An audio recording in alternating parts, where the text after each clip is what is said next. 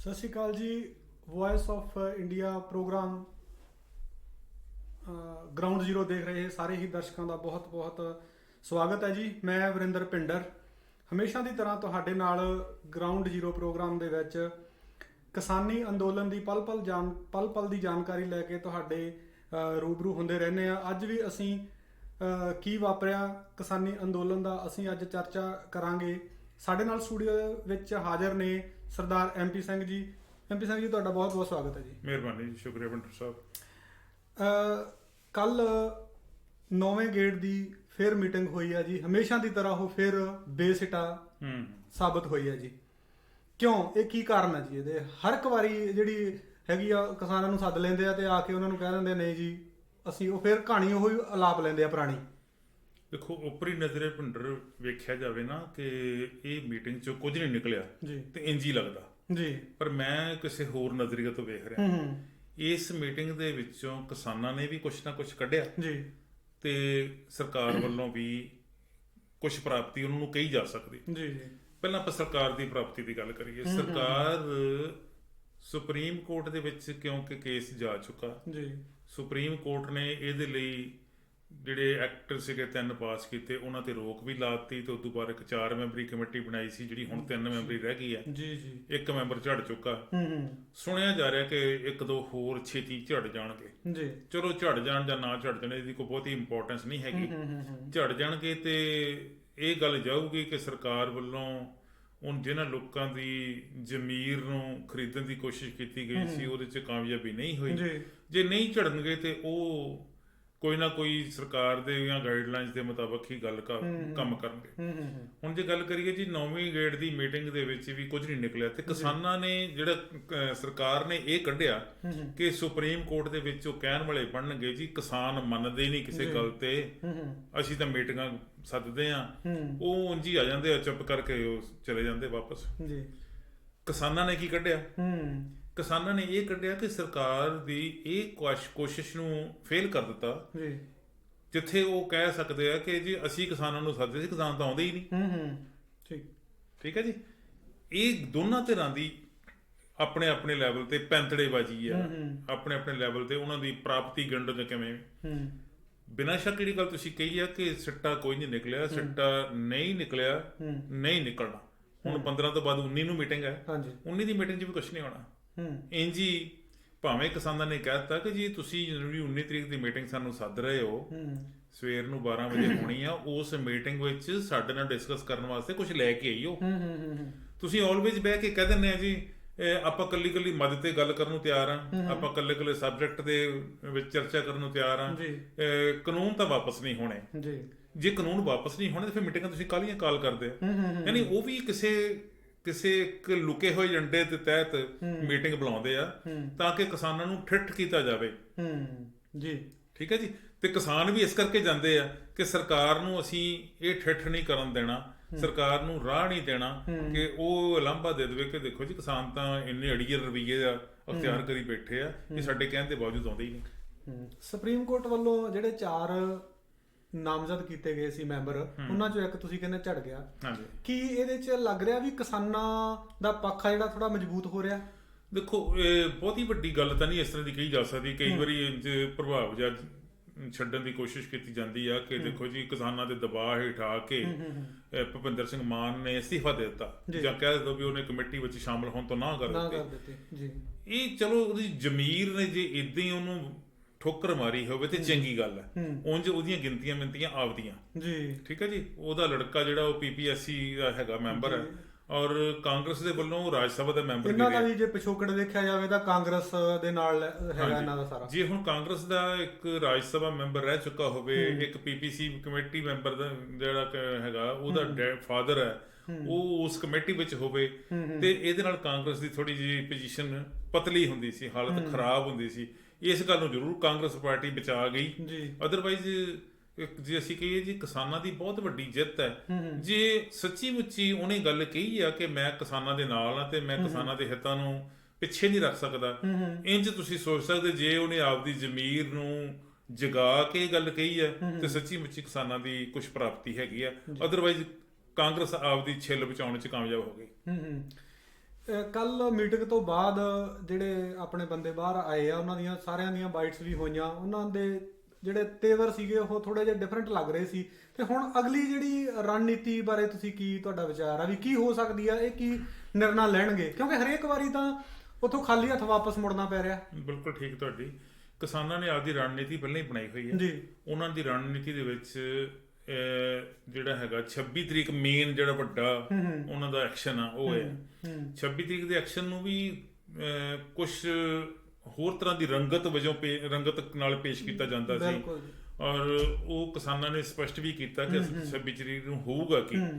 ਨਾਲ ਦੀ ਨਾਲ ਜਿਹੜੇ ਮੈਂ ਸੁਣੀਆਂ ਕੁਝ ਇੰਟਰਵਿਊਜ਼, ਜੋਗਿੰਦਰ ਸਿੰਘ ਰਾਹਾਂ ਜਿਹੜੇ ਭਾਰਤੀ ਕਿਸਾਨ ਯੂਨੀਅਨ ਏਕਤਾ ਰਾਹਾਂ ਦੇ ਲੀਡਰ ਹੈ, ਉਹਨਾਂ ਨੇ ਕਿਹਾ ਹੈਗਾ ਜੀ ਕੱਢਣ ਪਾਉਣ ਨੂੰ ਭਾਵੇਂ ਕੁਝ ਨਹੀਂ ਮੀਟਿੰਗਾਂ 'ਚ ਹੈਗਾ, ਅਸੀਂ ਜਾਣਾ ਵੀ ਜ਼ਰੂਰ ਹੈ, ਅਸੀਂ ਉੱਥੇ ਗੱਲਬਾਤ ਕਰਾਂਗੇ ਵੀ ਜ਼ਰੂਰ, ਅਸੀਂ ਸਰਕਾਰ ਨੂੰ ਠੱਠ ਕਰਾਂਗੇ ਬਾਰ-ਬਾਰ ਜਾ ਕੇ, ਤੇ ਸੰਘਰਸ਼ ਨੂੰ ਤਿੱਖਾ ਕਰਾਂਗੇ। ਸੰਘਰਸ਼ ਨੂੰ ਤਿੱਖਾ ਕਰਨ ਦੀ ਗੱਲ ਜਿਹੜੀ ਉਹਨਾਂ ਦੱਸੀ ਉਹ ਇਹ ਹੈ ਕਿ ਹੁਣ ਤੱਕ ਪੰਜਾਬ ਤੇ ਹਰਿਆਣਾ ਦੇ ਵਿੱਚ ਹੀ ਸੰਘਰਸ਼ ਤਿੱਖਾ ਸੀ ਬਿਨਾਂ ਸ਼ੱਕ ਹੇਠਲੇ ਪੱਧਰ ਤੇ। ਉਂਝ ਉਸ ਦੂਜੇ ਸੂਬਿਆਂ ਤੋਂ ਵੀ, ਯੂਪੀ ਤੋਂ ਵੀ, ਉੱਤਰਾਖੰਡ ਤੋਂ ਵੀ, ਮਹਾਰਾਸ਼ਟਰ ਤੋਂ ਵੀ, ਕੇਰਲਾ ਤੋਂ ਵੀ, ਔਰ ਜਿਹੜੇ ਹੈਗੇ ਆ ਰਾਜਸਥਾਨ ਤੋਂ ਵੀ ਲੋਕ ਜਿਹੜੇ ਆ, ਹਿਮਾਚਲ ਤੋਂ ਵੀ ਜਿਹੜੇ ਸੀ ਕਿਸਾਨ ਸ਼ਾਮਲ ਹੋਏ ਆ। ਪਰ ਗਰਾਊਂਡ ਲੈਵਲ ਤੇ ਉਸ ਤਰੀਕੇ ਦੀ ਅਜੇ ਜਿੱਦਾਂ ਦੀ ਪੰਜਾਬ ਵਿੱਚ ਨਾਕਾਬੰਦੀ ਕੀਤੀ ਹੋਈ ਹੈ, ਜਿੱਦਾਂ ਦੀ ਹਰਿਆਣਾ ਵਿੱਚ ਹੋ ਗਈ ਹੈ, ਉਸ ਤਰੀਕੇ ਦੀ ਉਹਨਾਂ ਸੂਬਿਆਂ 'ਚ ਨਹੀਂ ਹੈਗੀ। ਹੁਣ ਉਧਰ ਨੂੰ ਕਰਨਗੇ। ਜਿੰਨਾ ਜਿਵੇਂ ਲੰਬਾ ਹੋਈ ਜਾ ਰਿਹਾ, ਕੀ ਲੱਗ ਰਿਹਾ ਨਹੀਂ ਕਿ ਲੋਕ ਆ ਜਾਂ ਕਿਸਾਨ ਜਥੇਬੰਦੀਆਂ ਥੋੜੀ ਨਿਰਾਸ਼ਾ ਦੇ ਆਲਮ ਦੇ ਵਿੱਚ ਜਾ ਰਹੀਆਂ, ਕਿਉਂਕਿ ਜਿੰਨਾ ਲੰਬਾ ਹੋਈ ਜਾ ਰਿਹਾ ਤੇ ਲੋਕਾਂ ਦੇ ਵਿੱਚ ਇਹਦਾ ਕਰੇਜ਼ ਵੀ ਥੋੜਾ ਘਟਦਾ ਨਹੀਂ ਤੁਹਾਨੂੰ ਲੱਗ ਰਿਹਾ ਜਾ ਰਿਹਾ? ਦੇਖੋ, ਲੱਗਦਾ ਤਾਂ ਦੇਖਣ ਨੂੰ ਭਾਵੇਂ ਇਹ ਗੱਲ ਅਸੀਂ ਇਦਾਂ ਇੱਥੇ ਦੂਰ ਬੈਠੇ ਮਹਿਸੂਸ ਕਰਦੇ ਹੋਈਏ, ਪਰ ਤੁਸੀਂ ਦੇਖੋ ਹਰ ਰੋਜ਼ ਉੱਥੋਂ ਪਿੰਡਾਂ ਤੋਂ ਖਬਰਾਂ ਆ ਰਹੀਆਂ। ਪਿੰਡਾਂ ਦੇ ਵਿੱਚ ਪਿੰਡ ਲੈਵਲ ਤੇ ਹੀ trolley march, tractor trolley march ਹੋ ਰਿਹਾ, ਪਿੰਡ ਲੈਵਲ ਤੇ ਹੀ ਜਥੇਬੰਦੀ ਇੱਕ ਤੌਰ ਤੇ ਉਹ ਲੋਕ ਕਿਸਾਨ ਇਕੱਠੇ ਹੋ ਰਹੇ, ਔਰ ਉਹਨਾਂ ਨੇ ਵਹੀਰਾਂ ਕੱਤੀਆਂ ਹੋਈਆਂ ਦਿੱਲੀ ਬਾਰਡਰ ਨੂੰ 26 ਤਰੀਕ ਦੇ ਜਿਹੜਾ ਟਰੈਕਟਰ ਮਾਰਚ ਦਿੱਲੀ ਵਿੱਚ ਕਰਨਾ, ਉਹਦੇ 'ਚ ਸ਼ਮੂਲੀਅਤ ਕਰਨ ਵਾਸਤੇ। ਨਿਰਾਸ਼ਾ ਵਾਲੀ ਗੱਲ ਨਹੀਂ ਹੈਗੀ। ਉਂਝ ਇਹ ਆ ਕਿ ਕਿਸਾਨਾਂ ਨੇ ਪਹਿਲਾਂ ਹੀ ਕਹਿ ਦਿੱਤਾ ਸੀਗਾ ਕਿ ਇਹ ਸੰਘਰਸ਼ ਕੁਝ ਦਿਨਾਂ ਦਾ ਨਹੀਂ ਹੈਗਾ ਵੀ ਅਸੀਂ ਸੋਚੀਏ 4-6 ਦਿਨਾਂ 'ਚ ਹੋ ਜਾਊਗਾ, ਮਹੀਨੇ ਤੋਂ ਮਹੀਨੇ 'ਚ ਹੋ ਜਾਊਗਾ, ਇਹ ਤਾਂ ਸਾਲਾਂ ਬੱਧੀ ਚੱਲਣਾ। ਔਰ ਤੁਸੀਂ ਦੇਖੋ, ਸਭ ਤੋਂ ਵੱਡੀ ਜਿਹੜੀ ਗੱਲ ਮੈਂ ਬੜੀ ਸਪਸ਼ਟ ਨਾਲ ਕਹਿਣੀ ਚਾਹੁੰਦਾ, ਔਰ ਜ਼ਿੰਮੇਵਾਰੀ ਨਾਲ ਵੀ ਕਹਿਣੀ ਚਾਹੁੰਦਾ, ਕਿ ਇਹ ਸੰਘਰਸ਼ ਇੱਕ ਕ੍ਰਾਂਤੀ ਹੋ ਰਹੀ ਹੈ। ਕ੍ਰਾਂਤੀ ਜਿਹੜੀ ਆ ਓਵਰਨਾਈਟ ਨਹੀਂ ਹੁੰਦੀ। ਤਬਦੀਲੀਆਂ ਜਿਹੜੀਆਂ ਵਾ ਇੱਕ ਰਾਤੀ ਨਹੀਂ ਸੁੱਤਿਆਂ ਪੈ ਨਹੀਂ ਹੁੰਦੀਆਂ। ਤਬਦੀਲੀਆਂ ਦੇ ਲਈ ਬਹੁਤ ਲੰਬੇ ਸੰਘਰਸ਼ ਕਰਨੇ ਪੈਂਦੇ, ਔਰ ਉਹ ਸੰਘਰਸ਼ ਜਿਹੜੇ ਹੈਗੇ ਆ ਉਹ ਬੜੇ ਯੋਜਨਾਬੱਧ ਤਰੀਕੇ ਨਾਲ ਹੁੰਦੇ ਆ। ਹੁਣ ਤੱਕ ਕਿਸਾਨ ਯੋਜਨਾਬੱਧ ਤਰੀਕੇ ਨਾਲ ਹੀ ਚੱਲ ਰਹੇ ਆ। ਹਾਂ, ਰੁਕਾਵਟਾਂ ਬਹੁਤ ਆ ਰਹੀਆਂ, ਪਰੇਸ਼ਾਨੀਆਂ ਬਹੁਤ ਆ ਰਹੀਆਂ। ਕੁਝ ਲੋਕ ਆਪ ਮੁਹਾਰੇ ਕੁਝ ਐਕਟ ਕਰਨ ਦੇ ਲਈ ਕੋਸ਼ਿਸ਼ਾਂ ਕਰਦੇ ਆ, ਜਿਨ੍ਹਾਂ ਨੂੰ ਰੋਕਣ ਦੇ ਲਈ ਬਹੁਤ ਤਰੱਦਦ ਕਰਨੇ ਪੈਂਦੇ ਆ। ਕਿਸਾਨ ਲੀਡਰਸ਼ਿਪ ਨੂੰ ਬਹੁਤ ਮਿਹਨਤ ਕਰਨੀ ਪੈ ਰਹੀ ਆ। ਬਿਨਾਂ ਸ਼ੱਕ ਕਈ ਵਾਰੀ ਉਹਨਾਂ ਦੇ ਮਨ 'ਚ, ਲੀਡਰ ਦੇ ਮਨ 'ਚ ਵੀ ਆਉਂਦਾ ਹੋਊਗਾ ਕਿ ਜਿਨ੍ਹਾਂ ਲੋਕਾਂ ਨੇ ਸਾਨੂੰ ਇੰਨਾ ਵਿਸ਼ਵਾਸ ਸਾਡੇ ਤੇ ਕਰਕੇ ਸਾਨੂੰ ਇੱਥੇ ਤੱਕ ਲਿਆਂਦਾ, ਔਰ ਅਸੀਂ ਅੱਜ ਇਹ ਸੰਘਰਸ਼ ਦੀ ਆਹ ਰੂਪ ਰੇਖਾ ਬਣਾਈ ਹੈਗੀ ਹੈ, ਉਹ ਵੀ ਚਾਹੁੰਦੇ ਆ ਕਿ ਇਹ 'ਚ ਪ੍ਰਾਪਤੀ ਹੋਵੇ, ਜਿੱਤ ਮਿਲੇ। ਜਿੱਤ ਲੈਣ ਦੇ ਲਈ ਉਹਨਾਂ ਦੇ ਵੱਲੋਂ ਕਿਸਾਨਾਂ ਨੂੰ ਸਹਿਯੋਗ ਕਰਨ ਦੀ ਅਪੀਲ ਕੀਤੀ, ਇਕੱਲੇ ਕਿਸਾਨਾਂ ਨੂੰ ਨਹੀਂ, ਸਮੂਹ ਲੋਕਾਂ ਨੂੰ। ਸਾਰੀਆਂ ਜਥੇਬੰਦੀਆਂ ਦੇ ਨੁਮਾਇੰਦਿਆਂ ਵੱਲੋਂ ਸਟੇਜ ਤੋਂ ਟਾਈਮ ਟੂ ਟਾਈਮ ਹਦਾਇਤਾਂ ਵੀ ਦਿੱਤੀਆਂ ਜਾਂਦੀਆਂ, ਪਰ ਕਈ ਲੋਕ ਇੰਨੇ ਇਕੱਠ ਦੇ ਵਿੱਚ ਸੁਭਾਵਕ ਆ ਕਿ ਕਈ ਲੋਕ ਆ ਜਿਹੜੇ ਆਪ ਹੁਦਰੀਆਂ ਕਰਦੇ ਨਜ਼ਰ ਆਉਂਦੇ ਆ। ਪਿਛਲੇ ਦਿਨੀ ਰਾਜੇਵਾਲ ਸਾਹਿਬ ਵੱਲੋਂ ਇੱਕ ਚਿੱਠੀ ਲਿਖੀ ਗਈ ਹੈ, ਖੁੱਲੀ ਚਿੱਠੀ ਜਿਹੜੀ ਉਹਨਾਂ ਨੇ ਲਿਖੀ ਆ, ਭਾਵੇਂ ਕਿ ਉਹ ਚਰਚਾ ਦੇ ਵਿੱਚ ਆ, ਪਰ ਜਿਹੜੀ ਕਿਉਂ ਲਿਖਣੀ ਪੈ ਗਈ ਉਹਨਾਂ ਨੂੰ, ਕਿਉਂ ਇਹ ਸਟ੍ਰਿਕਟਲੀ ਹਦਾਇਤਾਂ ਦੇਣੀਆਂ ਪੈ ਗਈਆਂ ਉਹਨਾਂ ਨੂੰ, ਕੀ ਕਹਿੰਦੇ ਜੀ ਤੁਸੀਂ ਇਹਦੇ ਬਾਰੇ? ਖੁੱਲੀ ਚਿੱਠੀ ਲਿਖਣ ਵਾਲੀ ਗੱਲ ਵੈਸੇ ਸੁਣਨ ਨੂੰ ਬੜੀ ਹੋਰ ਤਰ੍ਹਾਂ ਦੀ ਲੱਗਦੀ ਵੀ ਚਿੱਠੀ ਕਿਉਂ ਲਿਖੀ। ਜੀ ਅਸਲ ਵਿੱਚ ਕੀ ਹੈ ਕਿ ਪੂਰੀ ਦੀ ਪੂਰੀ ਲੀਡਰਸ਼ਿਪ ਹਰ ਰੋਜ਼ ਵੱਖੋ ਵੱਖਰੀਆਂ ਸਟੇਜਾਂ ਦੇ ਉੱਤੇ ਬੋਲਦੀ ਹੈ। ਉਹ ਕਿਸਾਨੀ ਸੰਘਰਸ਼ ਦੀ ਮੌਜੂਦਾ ਹਾਲਤ ਤੇ ਵੀ ਗੱਲ ਕਰਦੀ ਆ, ਤਬਸਰਾ ਵੀ ਕਰਦੀ ਆ, ਵਿਚਾਰ ਵਟਾਂਦਰਾ ਵੀ ਕਰਦੀ ਆ, ਆਪਦੀ ਗੱਲ ਦੱਸਦੀ ਵੀ ਆ ਤੇ ਕਿਸਾਨਾਂ ਦੀ ਗੱਲ ਸੁਣਦੀ ਵੀ ਹੈ। ਪਰ ਉਹਦੇ ਵਿੱਚ ਕਈ ਵਾਰੀ ਸਾਰੇ ਕਿਸਾਨ ਸ਼ਾਮਲ ਨਹੀਂ ਹੁੰਦੇ। ਉਸ ਇਕੱਠ ਵਿੱਚ ਸਟੇਜ ਦੇ ਮੋਹਰੇ ਬੈਠਿਆਂ ਲੋਕਾਂ ਦੇ ਵਿੱਚ ਸਾਰੇ ਕਿਸਾਨ ਸ਼ਾਮਲ ਨਹੀਂ ਹੁੰਦੇ। ਇਸ ਕਰਕੇ ਉਹਨਾਂ ਨੂੰ ਇੱਕ ਚਿੱਠੀ ਕੱਢਣੀ ਪਈ।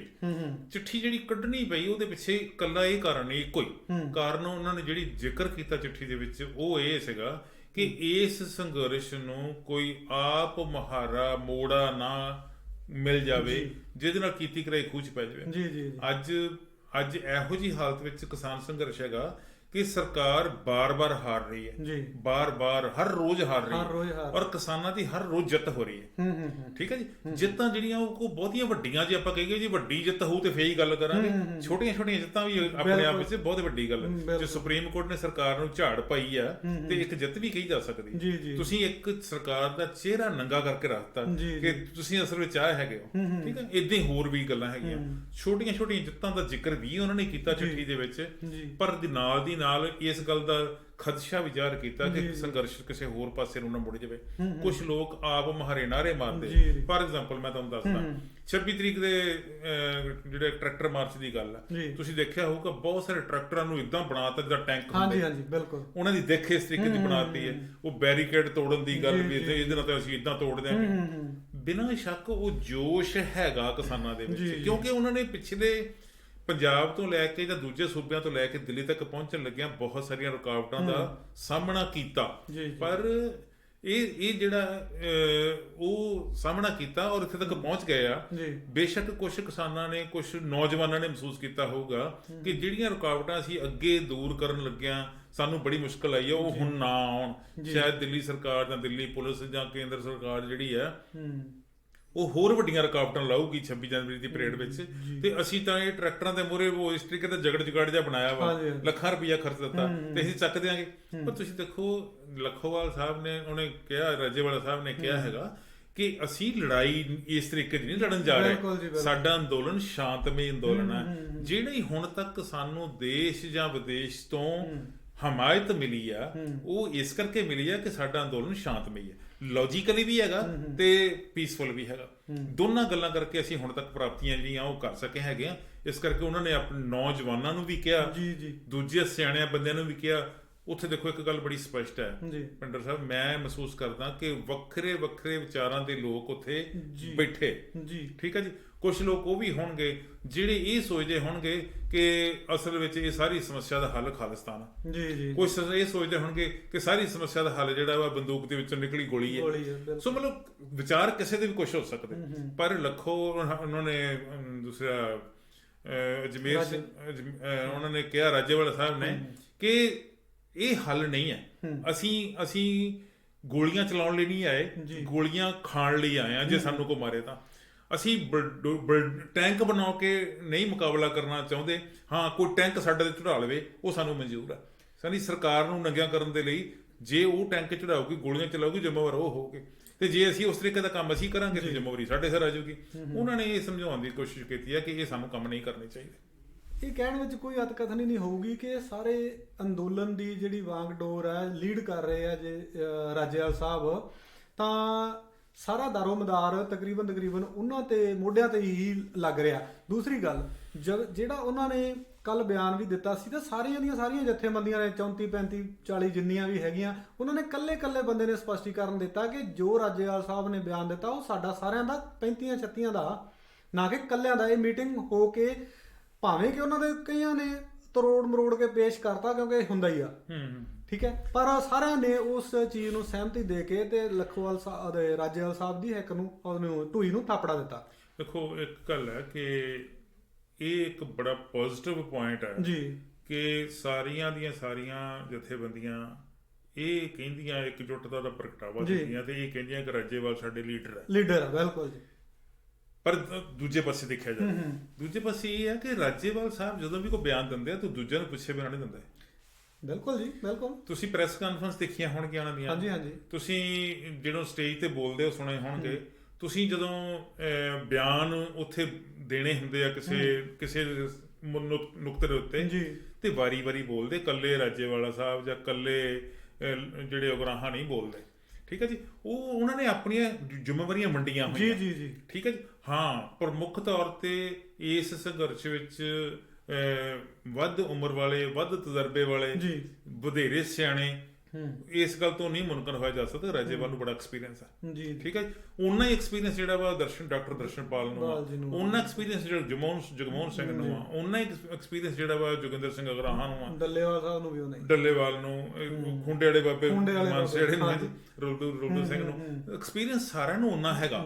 ਪਰ ਕਿਸੇ ਨੂੰ ਚਲੋ ਥੋੜਾ ਕਿਸੇ ਨੂੰ ਘੱਟ ਹੋਊ, ਕਿਸੇ ਨੂੰ ਵੱਧ ਹੋਊਗਾ। ਸਭ ਤੋਂ ਵੱਡੀ ਗੱਲ ਜਿਹੜੀ ਉਹ ਦਿਖਾਉਣ ਵਿੱਚ ਕਾਮਯਾਬ ਹੋ ਗਏ ਕਿ ਸਾਡੇ 'ਚ ਇਕਜੁੱਟਤਾ ਬਹੁਤ ਆ। ਬਿਲਕੁਲ ਜੀ। ਤੁਸੀਂ ਜਿਹਨੂੰ ਮਰਜ਼ੀ ਪੁੱਛ ਲਓ, ਉਹਨਾਂ ਦਾ ਜਵਾਬ ਇੱਕੋ ਹੀ ਆ। ਇੱਕ ਛੋਟੀ ਜਿਹੀ ਗੱਲ ਜੀ ਪੰਜਾਬੀਆਂ 'ਚ ਕਹਾਵਤ ਹੁੰਦੀ ਆ ਕਿ ਉਹ ਇੱਕ ਜਗ੍ਹਾ ਕੋਈ ਸੀਗੇ ਬੈਠੇ ਤੇ ਕਹਿੰਦੇ ਜੀ ਇਹਨਾਂ ਵਿੱਚੋਂ ਇਹਨਾਂ ਦਾ ਲੀਡਰ ਕੌਣ ਆ? ਉਹ ਠੂਏ ਹੁੰਦੇ ਨਾ, ਕਹਿੰਦੇ ਲੀਡਰ ਕੌਣ? ਜਿਹਨੂੰ ਮਰਜ਼ੀ ਹੱਥ ਲਾ ਲਾ ਉਹੀ ਲੀਡਰ। ਸਾਰੇ ਡੰਗ ਮਾਰਦੇ ਆ, ਸਾਰੇ ਡੰਗ ਮਾਰਦੇ। ਸੋ ਮਤਲਬ ਜਿਹੜੇ ਬੰਦੇ ਨੂੰ ਵੀ ਤੁਸੀਂ ਪੁੱਛੋਗੇ, ਜਿਹੜੇ ਆਗੂ ਨੂੰ ਪੁੱਛੋਗੇ, ਉਹਦਾ ਬਿਆਨ ਉਹੀ ਹੋਊਗਾ ਜਿਹੜਾ ਦੂਜੇ ਦਾ ਹੋਊਗਾ, ਜਿਹੜਾ ਤੀਜੇ ਦਾ ਹੋਊ, ਜਿਹੜਾ ਚੌਥੇ ਦਾ ਹੋਊਗਾ। ਸਾਰਿਆਂ ਦੇ ਬਿਆਨ ਇੱਕੋ ਜਿਹੇ ਹੋਣਗੇ।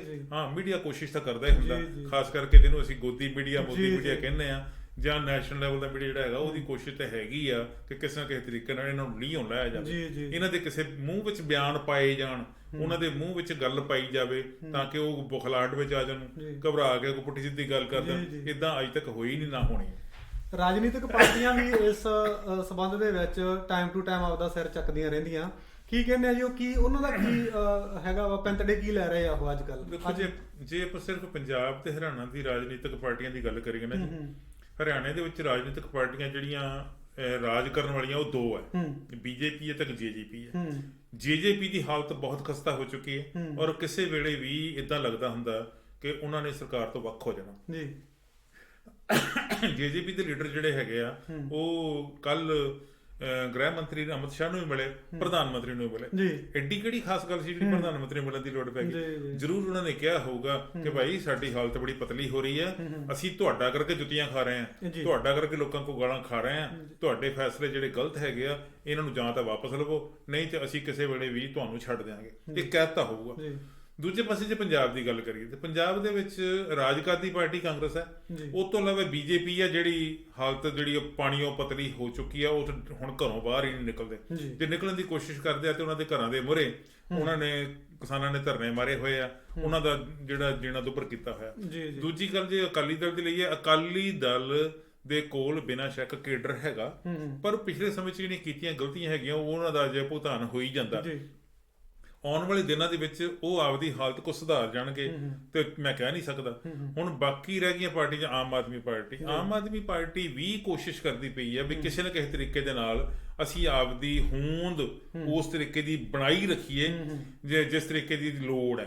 ਪਰ ਪੰਜਾਬ ਦੇ ਵਿੱਚ ਮੈਨੂੰ ਲੱਗਦਾ ਕਿਸੇ ਪਾਰਟੀ ਕੋਲੋਂ ਇਦਾਂ ਦਾ ਕੁਝ ਨਹੀਂ ਹੋ ਰਿਹਾ। ਹੁਣ ਤੁਸੀਂ ਦੇਖਿਆ ਹੋਣਾ ਜੀ, ਦਿੱਲੀ ਦੇ ਵਿੱਚ ਜਿਹੜਾ ਜੰਤਰ ਮੰਤਰ ਆ, ਉੱਥੇ ਕਾਂਗਰਸ ਦੇ ਜਿਹੜੇ ਪੰਜਾਬ ਵਿੱਚੋਂ ਜਿੱਤ ਕੇ ਗਏ ਹੋਏ ਸੰਸਦ ਮੈਂਬਰ, ਉਹਨਾਂ ਨੇ ਧਰਨਾ ਮਾਰਿਆ ਪਿਛਲੇ ਕਾਫੀ ਦਿਨਾਂ ਤੋਂ ਹੈਗਾ। ਬਿਲਕੁਲ। ਕੱਲ ਉਹਨਾਂ ਨੂੰ ਉਸ ਧਰਨੇ ਤੇ ਮਿਲਣ ਵਾਸਤੇ ਜਿਹੜਾ ਉਹ ਰਾਹੁਲ ਗਾਂਧੀ ਤੇ ਪ੍ਰਿਯੰਕਾ ਗਾਂਧੀ ਉਹ ਦੋਨੋਂ ਗਏ, ਉਹਨਾਂ ਦੀ ਜਾਨ ਦੀ ਦੇਰ ਸੀ, ਮਗਰੋਂ ਸਾਰੇ ਗ੍ਰਿਫਤਾਰ ਕਰ ਲਏ। ਗ੍ਰਿਫਤਾਰੀ ਕਿਉਂ ਜੀ? ਦੇਖੋ, ਉਹਨਾਂ ਨੇ ਬੇਸ਼ੱਕ ਜੰਤਰ ਮੰਤਰ ਇੱਕ ਇਹੋ ਜਿਹੀ ਜਗ੍ਹਾ ਹੈਗੀ ਜਿੱਥੇ ਬੈਠ ਕੇ ਹਰ ਇੱਕ ਬੰਦੇ ਨੂੰ ਪ੍ਰੋਟੈਸਟ ਕਰਨ ਦਾ ਅਧਿਕਾਰ ਦਿੱਤਾ ਗਿਆ, ਪਰ ਉੱਥੇ ਕਿਸੇ ਹੋਰ ਨੇ ਆਉਣਾ ਹੋਊਗਾ ਤੇ ਉਹਨਾਂ ਨੇ ਸੋਚਿਆ ਵੀ ਇਹਨਾਂ ਨੂੰ ਬਹੁਤ ਦਿਨ ਹੋ ਗਿਆ ਭਜਾਓ ਇੱਥੋਂ। ਉਂਝ ਮੈਨੂੰ ਇਹ ਲੱਗਦਾ ਕਿ ਉਹ ਅੱਕੇ ਬੈਠੇ ਸੀ, ਉਹ ਵੀ ਚਾਹੁੰਦੇ ਸੀ ਸਾਨੂੰ ਭਜਾ ਦਿਓ। ਠੀਕ ਹੈ ਜੀ, ਉਹ ਪੁਲਿਸ ਨੇ ਉਹਨਾਂ ਨੂੰ ਗ੍ਰਿਫਤਾਰ ਕਰ ਲਿਆ, ਥੋੜੀ ਦੇਰ ਬਾਅਦ ਛੱਡ ਦਿੱਤਾ। ਸਗੋਂ ਉਹਨਾਂ ਨੂੰ ਬਹਾਨਾ ਮਿਲ ਗਿਆ ਵੀ ਹੁਣ ਅਸੀਂ ਘਰਾਂ ਨੂੰ ਚੱਲੇ। ਠੀਕ ਹੈ ਜੀ, ਉਹ ਉੱਥੇ ਕਈਆਂ ਦਿਨਾਂ ਦੇ ਬੈਠੇ ਅੱਕੇ ਸੀਗੇ, ਨਹਾਉਣ ਧੋਣਾ ਵੀ ਔਖਾ ਸੀਗਾ, ਖਾਣਾ ਪੀਣਾ ਵੀ ਔਖਾ ਸੀ। ਜਿਹੜੇ ਸ਼ਾਹੀ ਬੰਗਲਿਆਂ 'ਚ ਰਹਿੰਦੇ ਹੋਣ ਉਹਨਾਂ ਨੂੰ ਸੜਕ ਉੱਤੇ ਬੈਠਣਾ ਕਿੰਨਾ ਔਖਾ ਲੱਗਦਾ। ਸੋ ਇਸ ਤਰੀਕੇ ਦੀ ਜਿਹੜੀਆਂ ਸਿਆਸੀ ਪਾਰਟੀਆਂ ਉਹਨਾਂ ਦੀ ਤਿਕੜਮਬਾਜ਼ੀਆਂ ਇਹ ਹੈਗੀਆਂ।